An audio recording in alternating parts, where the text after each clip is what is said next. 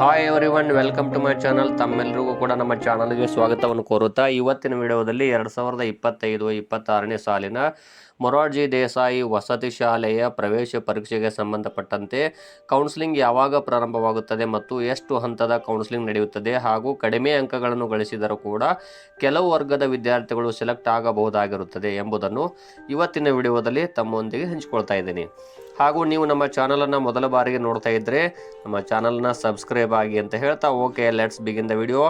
ಈಗಾಗಲೇ Karnataka examination authority ಇವರು, ಕರ್ನಾಟಕ ಪರೀಕ್ಷಾ ಪ್ರಾಧಿಕಾರ ಇವರು ಅಂತಿಮ ಅಂಕಪಟ್ಟಿ ಹಾಗೂ ಮೆರಿಟ್ ಪಟ್ಟಿಯನ್ನು ಪ್ರಕಟ ಮಾಡಿರುತ್ತಾರೆ. ದಿನಾಂಕ 14ನೇ ಮಾರ್ಚ್ 2025ರಂದು ಅಧಿಕೃತ ವೆಬ್ಸೈಟ್ನಲ್ಲಿ ಪ್ರಕಟಗೊಂಡಿರುತ್ತವೆ.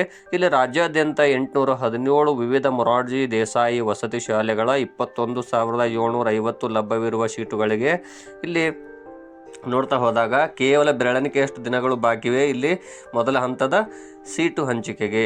ಹಾಗಾದರೆ ಮೊದಲ ಹಂತದ ಸೀಟು ಹಂಚಿಕೆಗೆ ಕಟ್ ಆಫ್ ಬಗ್ಗೆ ನಾನು ಈಗಾಗಲೇ ಸಾಕಷ್ಟು ಮಾಹಿತಿಯನ್ನು ನೀಡಿರುತ್ತೇನೆ.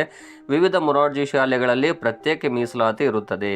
ಹೀಗಾಗಿ ಮೊದಲ ಹಂತದ ಸೀಟು ಹಂಚಿಕೆಗೆ ಸಾಮಾನ್ಯ ವರ್ಗ ಪುರುಷ ಇಲ್ಲಿ ಒಂದು ಅಂದಾಜಿಗೆ ಹೇಳುವುದಾದರೆ ಹಿಂದಿನ ದಾಖಲೆಗಳ ಆಧಾರದ ಮೇಲೆ ವಿವಿಧ ವರ್ಷಗಳಲ್ಲಿ ನಡೆದಂತಹ ಇಲ್ಲಿ ನೇಮಕಾತಿ ಅಥವಾ ಆಯ್ಕೆ ಪ್ರಕ್ರಿಯೆ ಆಧಾರದ ಮೇಲೆ ಹೇಳುವುದಾದರೆ ಕನಿಷ್ಠ ಈಗ ಮೊದಲನೇ ಹಂತದ ಸೀಟು ಹಂಚಿಕೆ 90 ಅಂಕಗಳನ್ನು ಇಲ್ಲಿ ಪುರುಷ ಅಭ್ಯರ್ಥಿ ಪಡೆದಿರಬೇಕಾಗುತ್ತದೆ.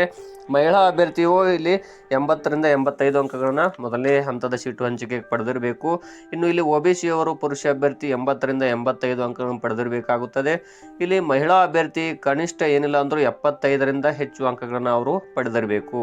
ಇನ್ನು ಪರಿಶಿಷ್ಟ ಜಾತಿ ಪುರುಷ ಅಭ್ಯರ್ಥಿ 75ರಿಂದ ಅಂಕಗಳನ್ನು ಹಾಗೂ ಮಹಿಳಾ ಅಭ್ಯರ್ಥಿ 70ಕ್ಕೂ ಹೆಚ್ಚು ಅಂಕಗಳನ್ನು ಪಡೆದಿರಬೇಕಾಗುತ್ತದೆ. ಇನ್ನು ಪರಿಶಿಷ್ಟ ಪಂಗಡದ ಇಲ್ಲಿ ವಿದ್ಯಾರ್ಥಿಗಳು ಕನಿಷ್ಠ 70 ಅಂಕಗಳನ್ನು ಪುರುಷ ಅಭ್ಯರ್ಥಿ, 65ಕ್ಕೂ ಹೆಚ್ಚು ಅಂಕಗಳನ್ನು ಮಹಿಳಾ ಅಭ್ಯರ್ಥಿ ಪಡೆದವರು ಹಿಂದಿನ ವರ್ಷಗಳಲ್ಲಿ ಆಯ್ಕೆಯಾದ ಉದಾಹರಣೆಗಳನ್ನು ನಾನು ಇಲ್ಲಿ ನೋಡಿದ್ದೇನೆ. ಹಾಗಾಗಿ ಈ ಮಾಹಿತಿಯನ್ನು ತಮ್ಮ ಮುಂದೆ ಹಂಚಿಕೊಂಡಿದ್ದೀನಿ. ಇದರ ಜೊತೆಗೆ ಅಂಗವಿಕಲ ಅಭ್ಯರ್ಥಿಗಳು ಏನಿಲ್ಲವೆಂದರೂ ಕನಿಷ್ಠ 50ಕ್ಕೂ ಹೆಚ್ಚು ಅಂಕಗಳನ್ನು ಅವರು ಮೊದಲ ಹಂತದ ಸೀಟು ಹಂಚಿಕೆಗೆ ಅವರು ಪಡೆದುಕೊಂಡಿರಬೇಕಾಗುತ್ತದೆ. ಇನ್ನು ಪ್ರಮುಖ ವಿಷಯಕ್ಕೆ ಬರುವುದಾದರೆ ಇಲ್ಲಿ ಬಹಳಷ್ಟು ಜನರು ಕೇಳ್ತಾ ಇದ್ದಾರೆ, ಕಡಿಮೆ ಅಂಕಗಳನ್ನು ಪಡೆದವರು ಸೆಲೆಕ್ಟ್ ಆಗಬಹುದಾ ಅಂತ.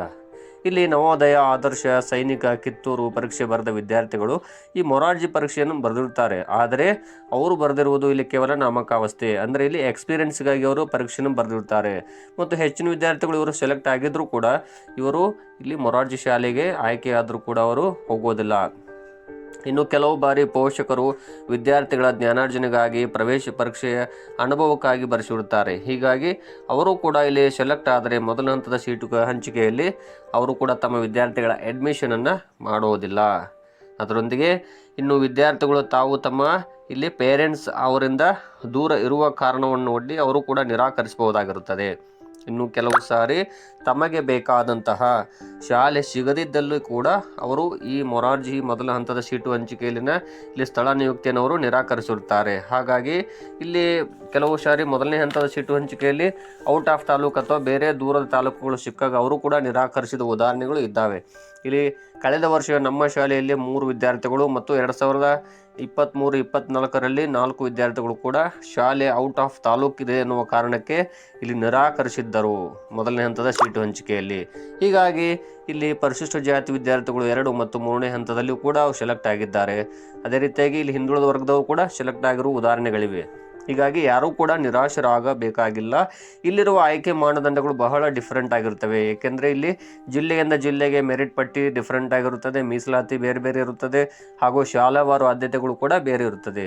ಹಾಗಾಗಿ ಇವುಗಳ ಆಧಾರದ ಮೇಲೆ ಇಲ್ಲಿ ಸೆಲೆಕ್ಷನ್ ನಡೆಯುವುದರಿಂದ ಇಲ್ಲಿ ಈಗಾಗಲೇ KE ಅವರು ತಿಳಿಸಿದ್ದಾರೆ, ಮೊದಲ ಸುತ್ತಿನ ಸೀಟು ಹಂಚಿಕೆ ಅಂದರೆ ಯಾವಾಗ ಆಗುತ್ತೆ ಅಂದರೆ ಏಪ್ರಿಲ್ 2025ರ 2ನೇ ವಾರ ಮತ್ತು 2ನೇ ಸುತ್ತಿನ ಸೀಟು ಹಂಚಿಕೆ ಮೇ 2025ರ ಮೊದಲನೇ ವಾರ.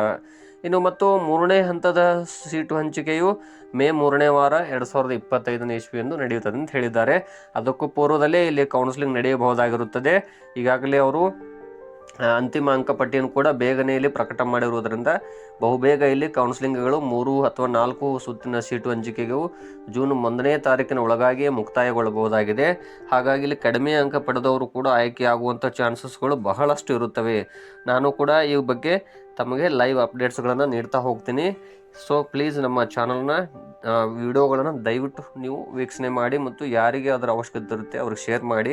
ಹಾಗಾಗಿ ಇಲ್ಲಿ ಕಡಿಮೆ ಅಂಕಗಳನ್ನು ಪಡೆದವರು ಕೂಡ ಇಲ್ಲಿ ಬಹಳಷ್ಟು ವಿದ್ಯಾರ್ಥಿಗಳು ಆಯ್ಕೆಯಾದ ಉದಾಹರಣೆಗಳು ಇರುವುದರಿಂದ ಇಲ್ಲಿ ಜಿಲ್ಲಾವಾರು ಮೆರಿಟ್ ಪಟ್ಟಿ ಆಗಿರ್ಬೋದು, ಮೀಸಲಾತಿ ಆಗಿರ್ಬೋದು, ಶಾಲಾವಾರು ಆದ್ಯತೆಗಳು ಇವುಗಳ ಆಧಾರದ ಮೇಲೆ ಇಲ್ಲಿ ಆಯ್ಕೆ ನಡೆಯುತ್ತಿರುವುದರಿಂದ ಜಿಲ್ಲೆಯಿಂದ ಜಿಲ್ಲೆಗೆ ಇದು ಬಹಳ ಡಿಫ್ರೆಂಟ್ ಆಗಿರುತ್ತದೆ. ಸೊ ತಾವೆಲ್ಲರೂ ಕೂಡ ಕಡಿಮೆ ಅಂಕ ಬಂದವೆಂದು ಇಲ್ಲಿ ನಿರಾಶರಾಗುವುದು ಬೇಡ ಅಂತ ಹೇಳ್ತಾ ಧನ್ಯವಾದಗಳನ್ನು ತಿಳಿಸ್ತಾ ಇದ್ದೇನೆ.